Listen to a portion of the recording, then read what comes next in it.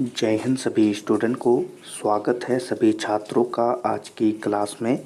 बच्चों, आज की क्लास में हम हिंदी के वीवीआई ऑब्जेक्टिव क्वेश्चन को याद करेंगे जो आप सभी बच्चों के बिहार बोर्ड के मैट्रिक परीक्षा 2026 के लिए बहुत ही महत्वपूर्ण है।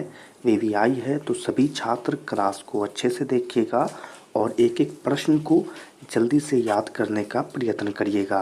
तो ये हिंदी का बहुत ही महत्वपूर्ण क्वेश्चन है सभी बच्चों के लिए।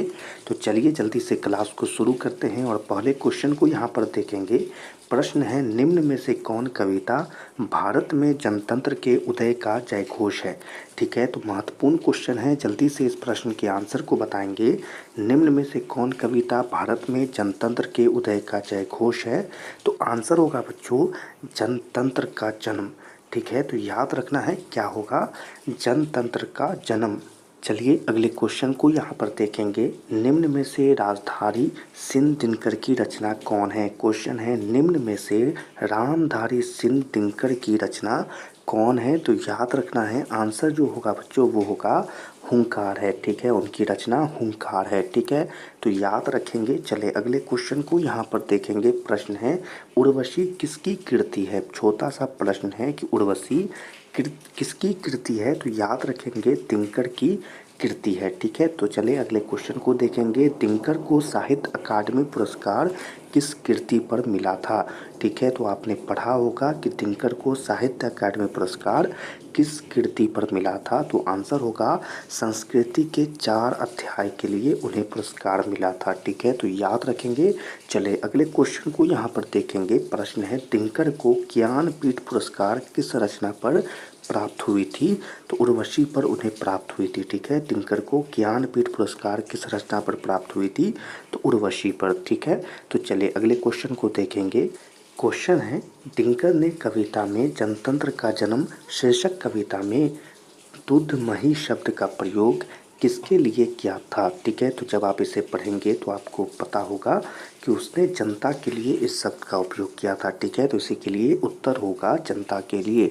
चले अगले क्वेश्चन को यहाँ पर देखेंगे। प्रश्न है, दिनकर किस विश्वविद्यालय में उप कुलपति यानी कुलपति बनाए गए थे।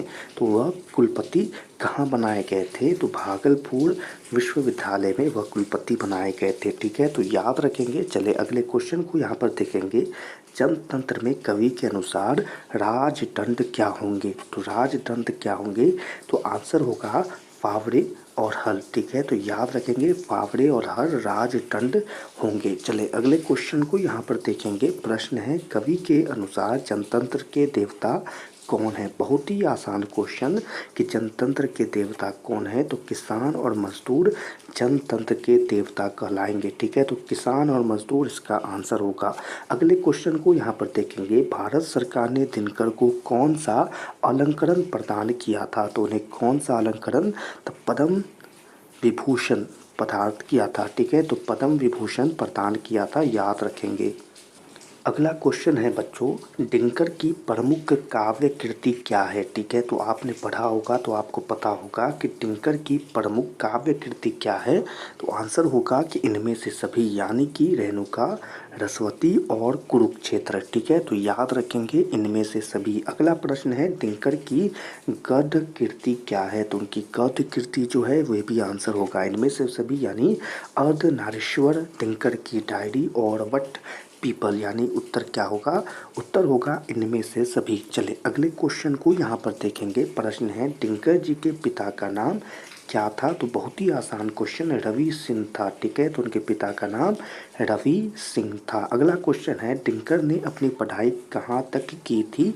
तो उन्होंने बीए ऑनर्स किया था। क्या किया था, बीए ऑनर्स किया था। अगला प्रश्न है बच्चों, दिनकर किस कॉलेज के हिंदी विभागाध्यक्ष के रूप में रहे थे। तो आंसर होगा लंगट सिंह कॉलेज यानी भागलपुर। ठीक है, तो आपने पहले भी पढ़ा वो भागलपुर में थे। तो लंगट सिंह कॉलेज भागलपुर इस प्रश्न का आंसर होगा।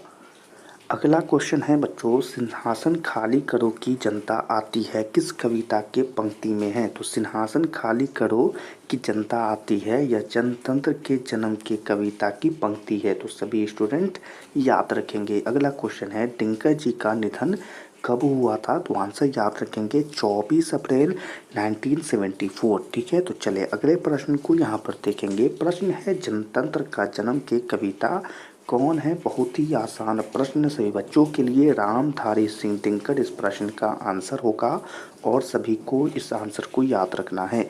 अगला क्वेश्चन है दिनकर का जन्म कब हुआ था? तो सभी स्टूडेंट याद रखेंगे 23 दिसंबर 1908 को उनका जन्म हुआ था। ठीक है, तो चले अगले क्वेश्चन को यहाँ पर देखेंगे।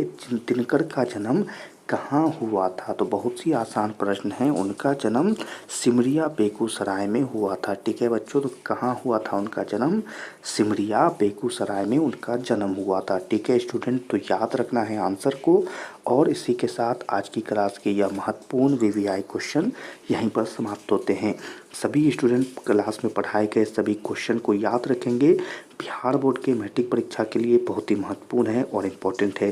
तो अपने मैट्रिक की पढ़ाई अच्छे से करते रहिए और अपने क्लास 10th में बहुत अच्छे नंबर प्राप्त कीजिए और टॉपर भी बनिए। तो इसके लिए पढ़ाई करते रहिएगा। आज की क्लास को यहीं पर समाप्त करते हैं। क्लास पसंद आई हो तो लाइक करें और अपने मैट्रिक परीक्षा 2026 के लिए चैनल को सब्सक्राइब करें। सभी छात्रों से मिलेंगे अगली क्लास में। तब तक के लिए आप सभी छात्रों को जय हिंद।